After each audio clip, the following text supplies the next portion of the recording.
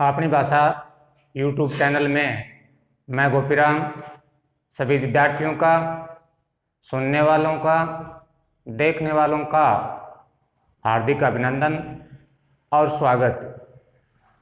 हिंदी भाषा में हमने अभी तक भाषा, उपभाषा अर्थात बोली, इन दोनों में अंतर और हिंदी भाषा में समाहित सभी बोलियों के बारे में हम चर्चा कर चुके हैं। अब आगे बढ़ते हैं।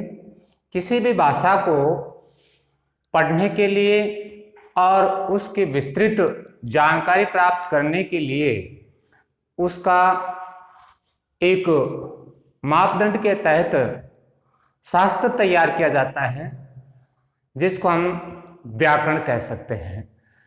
हिंदी भाषा का जो व्याकरण है उसकी परिभाषा पढ़ने से पहले मैं थोड़ा सा आपको व्याकरण शब्द जो है इसके बारे में बताना चाहूँगा। व्याकरण शब्द जो बोर्ड पर लिख रखा है उसका शाब्दिक अर्थ का मतलब होता है एक तरीके से दिए गए शब्द का अर्थ। तो व्याकरण का शाब्दिक अर्थ होता है विश्लेषण करना। विश्लेषण करना। तो व्याकरण शास्त्र है, लेकिन व्याकरण शब्द जो है इसका शाब्दिक अर्थ, शब्दार्थ कह सकते हैं विश्लेषण करना। विश्लेषण किस चीज का करेगा? ये शास्त्र या व्याकरण है। किसी भी भाषा, चाहे संस्कृत हो, चाहे हिंदी हो, चाहे अंग्रेजी हो, चाहे उर्दू हो, जितनी भी भाषाएं हैं उन सब का अपना व्याकरण होता है। लेकिन हम चर्चा करते हैं हिंदी भाषा की। तो हिंदी भाषा को जब हम पढ़ते हैं उससे पहले उसके व्याकरण की हम जानकारी प्राप्त करेंगे। और व्याकरण जो है उस व्याकरण की परिभाषा देखो सीधी सीधी लिखी हुई है, सीधे शब्दों में, जो आप आसानी से समझ पाएं। हिंदी भाषा को ध्यान में रखना, उसमें शुद्धता का भी, हिंदी भाषा का शुद्ध रूप में से लिखना और बोलना दोनों चीजें।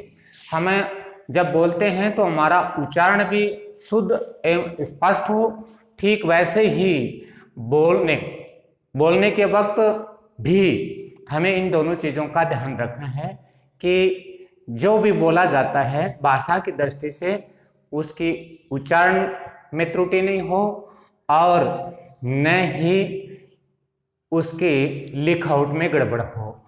इन दोनों चीजों को ध्यान में रखते हुए और शुद्धता का ध्यान रखा जाता है। तो नियमों की जानकारी, शुद्ध लिखना और बोलना संबंधी नियमों की जानकारी देने वाला शास्त्र हिंदी व्याकरण कहलाता है। ये तो होगी व्याकरण की परिभाषा।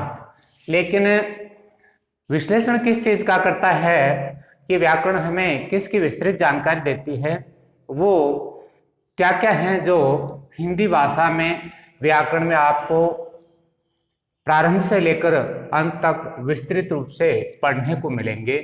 तो उसके जो मुख्य बिंदु हैं वो देखिए क्या है। सबसे पहले है ध्वनि। ध्वनि क्या होता है? मुख से निकलने वाली हर स्वतंत्र आवाज को ध्वनि कहते हैं। इसके बाद में है वर्ण, अक्षर, अंग्रेजी में जिसे लेटर कह सकते हैं, लेकिन हिंदी की व्याकरण की दृष्टि से अक्षर से ज्यादा उचित शब्द है वर्ण। वर्ण के बाद है पद, पदांश। इनके बारे में हम आगे विस्तृत पढ़ेंगे। पद, पदांश और वाक्य, वाक्यांश। इसके अलावा शब्द और शब्दांश। इन सब का विस्तृत विवरण, विश्लेषण, विवेचन, लगभग एक ही शब्द है, उनकी जानकारी हम इस व्याकरण के अंदर प्राप्त करेंगे। हमारी वास्तविक व्याकरण अभी शुरू नहीं हुई है, हम सिर्फ शुरुआती दौर में हैं। अभी आज हम व्याकरण की परिभाषा की चर्चा कर रहे हैं। तो ये जो कुछ शब्द आपके सामने हैं, ध्वनि, यदि हम क्रम से देखें तो सबसे पहले ध्वनि, ध्वनि के बाद वर्ण आता है। वर्ण के बाद शब्द आता है, शब्द का अंश होता है शब्दांश, और उसके बाद आता है पद, पद का अंश होता है पदांश, और उसके बाद आता है वाक्य, वाक्यांश।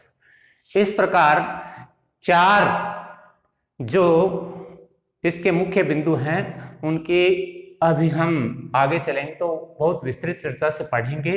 अभी हम सिर्फ व्याकरण की परिभाषा और उस व्याकरण में हमें नियमों के तहत किन की विस्तृत विवेचना पढ़ने को मिलेगी वो मैंने आपको 1, 2, 3, 4 क्रम से बता दिया।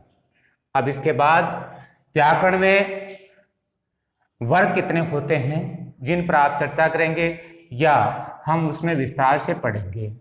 तो सबसे पहला वर्ण विचार, वर्णों के बारे में जो हमारे व्यंजन और स्वर हैं उन सभी का विस्तार पूर्वक हम पढ़ेंगे।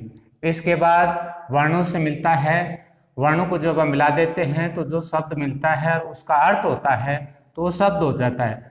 तो शब्द विचार का भी हम अध्ययन करेंगे और शब्दों को मिलाकर वाक्य का निर्माण होता है, लेकिन शब्दों के समूह का अर्थ भी होना चाहिए तो वो वाक्य बनता है, ये वाक्य विचार हो गया।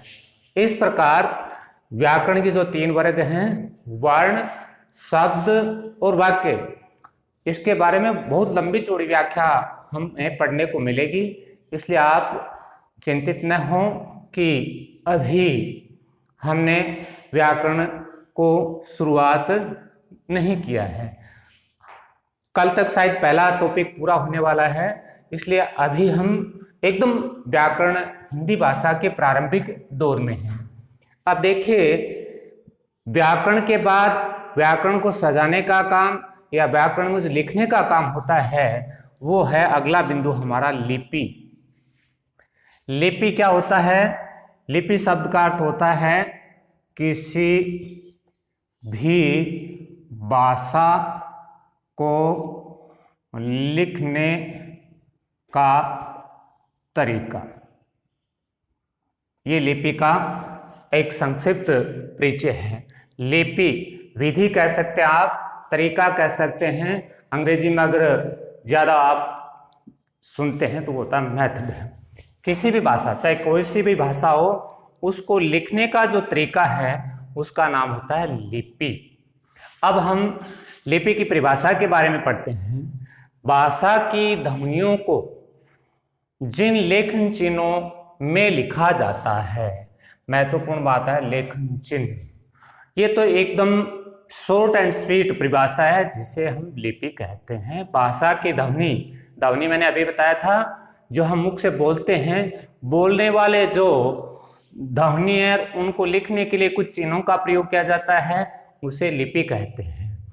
लेकिन इसको और थोड़ा सा विस्तार से और ढंग से मैं यदि इसकी परिभाषा बताना चाहूँगा तो वो है नंबर 2, यानी ये परिभाषा किसी भी भाषा की मौखिक यानी मुख से बोलने वाली ध्वनियों को लिख कर व्यक्त करने के लिए जिन वर्तनी चिन्हों का प्रयोग किया जाता है वो लिपि कहलाती है।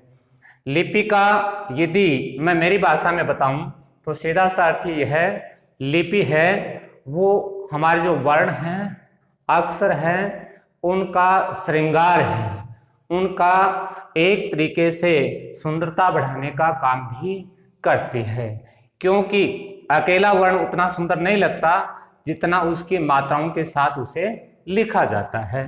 तो लिपि का दूसरा यदि हम हमारी भाषा में याद रखना चाहें तो लिपि का अर्थ होता है कि अक्षर या वर्णों की सुंदरता को बनाना।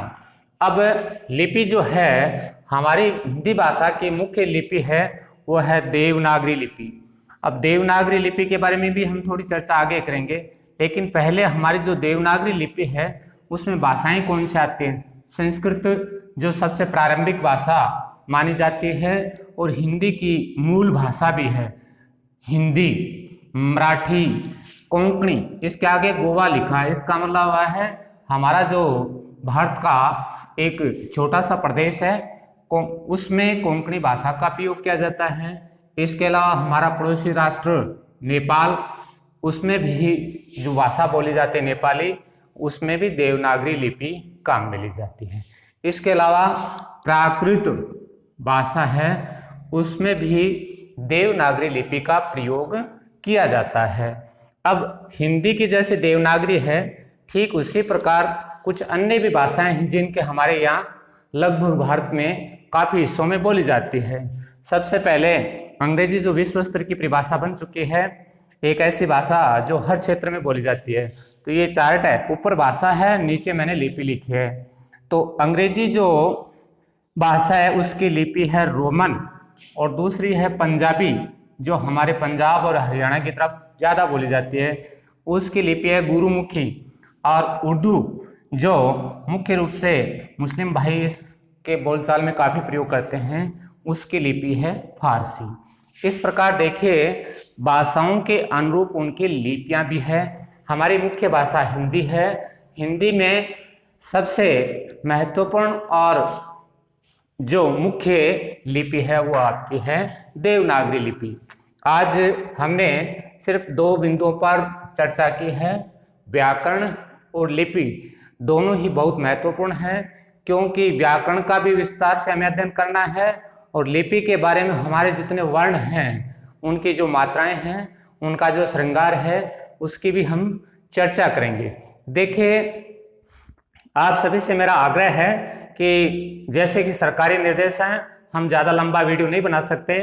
ज़्यादा अगर बड़ा वीडियो होगा तो आप भी शायद बोर होंगे, लेकिन जितना भी आप सुनते हैं, सीखते हैं, उसको आप अच्छे से अपने जीवन में उतारने की कोशिश करें और पूर्ण रुचि के साथ उसे सीखें। धन्यवाद।